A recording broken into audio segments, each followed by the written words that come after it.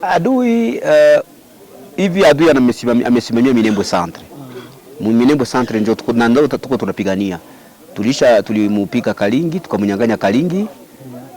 Kalingi ya kwanza na Kalingi ya pili tulimunyanganya Kalingi, na ile Mikenge tumeisha kunyanganya. Mingine yote hii yenye mko mnaona ngambo kule tushanyanganya. Labda kwa majina ni wa Ubuila Mwila Dalto. Niko msemaji yani porte parole wa Zalendo Sud Kivu. Labda kwa wale ambao wanatazama kupitia vyombo vya habari siku ya leo, wangependa kujua hapa tuko wapi?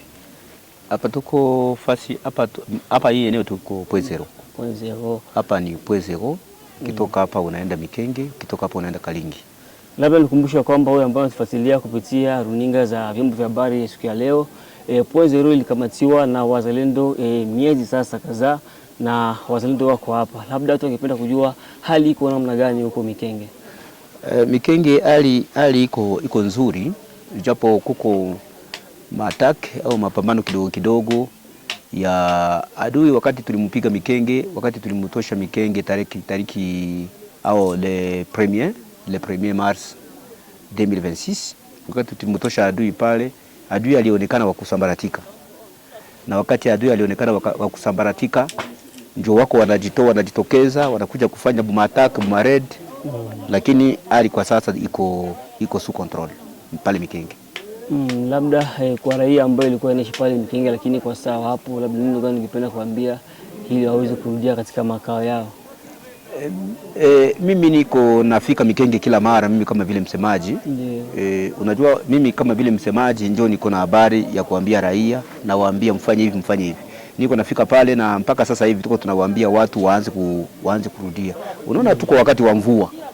Na wakati wa mvua, wakati watu wanaishi ndani ya mapori, haiko kila mtu njoo niko na bash au ile tunaita hema, haiko kila mtu njoo na hiyo. Na ndio maana mimi niko nafika Mikenge kila mara, niko naambia watu waanze kurudia, kila mtu maeneo ya kwake. Ijapo manyumba zimeharibiwa sana.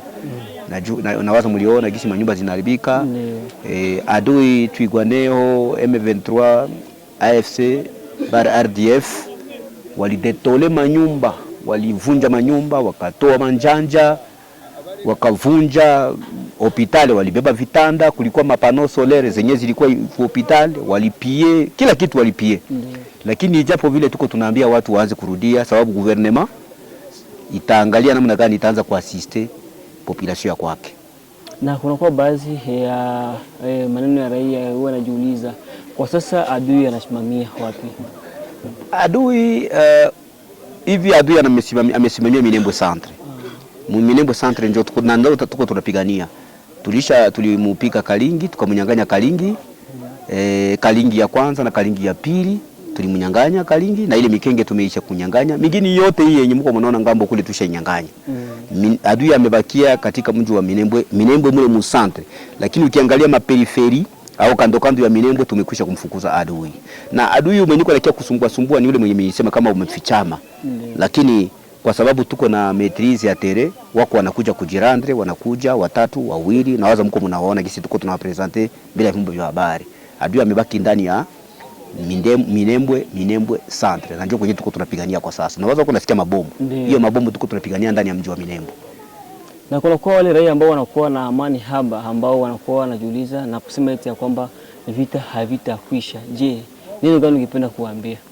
Mtu kama akikwambia kama vita haitakwisha anadanganya. Vita itaisha.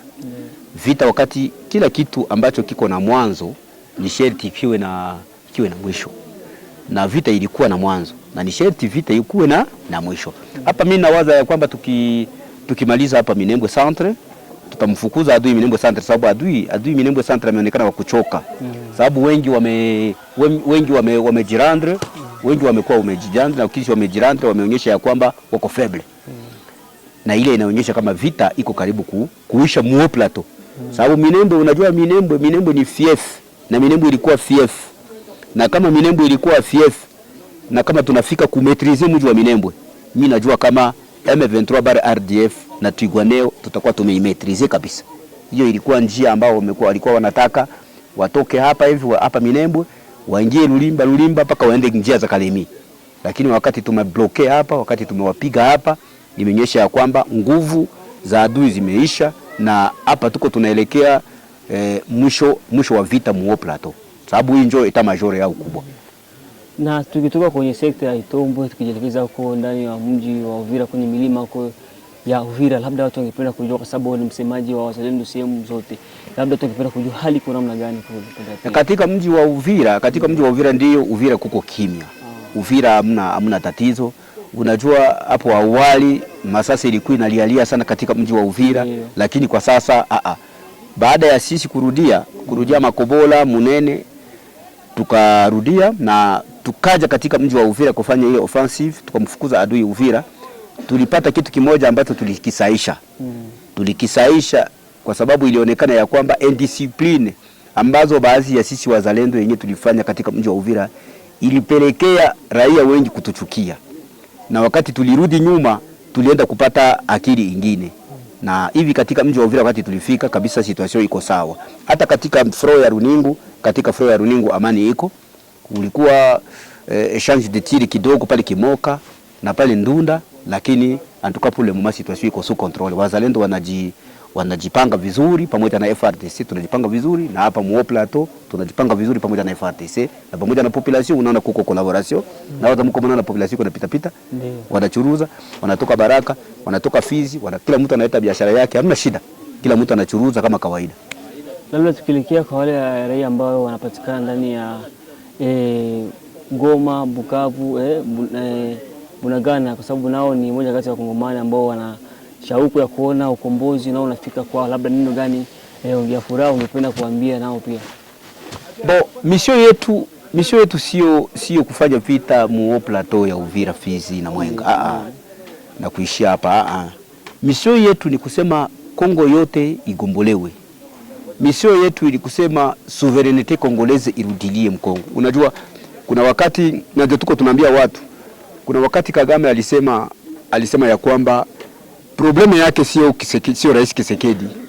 Alisema probleme yake ni budongo ya Kongo, ambao anasema ya kwamba wakoloni waligawa vibaya. Kuna kipande kimoja cha Rwanda ambacho kilibakia ndani ya mji wa Kongo.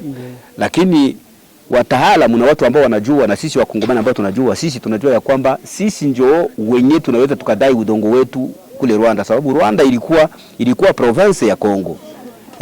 Sasa kama Kagame anasema ya kwamba yeye anadai udongo, ni confusion. Sisi ndio tunaweza kudai kwa sababu yeye alikuwa province yetu. Ile ni kitu cha kwanza. Na kusema ya kwamba katika M23 bar RDF Wakongomani wenye wako ndani wamekuwa na utofauti kati yao na Kagame, sababu wao wanadeclare kwamba ni mauvaise gouvernance ndio wanapiganisha. Sasa wakati wao wanadeclare wanapiganisha mauvaise gouvernance, na bayere wao, mtu mwenye anawasaidia, anawapa risasi, anawapa chakula, anawapa pesa, mtu mwenye anawasaidia kila kitu, anasema ya kwamba yeye problema haiko mauvaise gouvernance, yeye problema ni urongo. So unaona pale kunakuwa deja utofauti.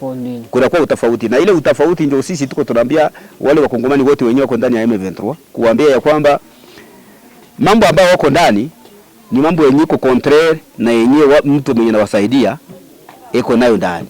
Kwa hiyo ni kusema na mwenye iko Goma, na mwenye iko Bukavu, na mwenye iko Bunagana, na mwenye iko partout kwenye adui anapatikana, sisi wazalendo, FRDC ama serikali yote kwa jumla ya Jamhuri ya Kidemokrasia ya Kongo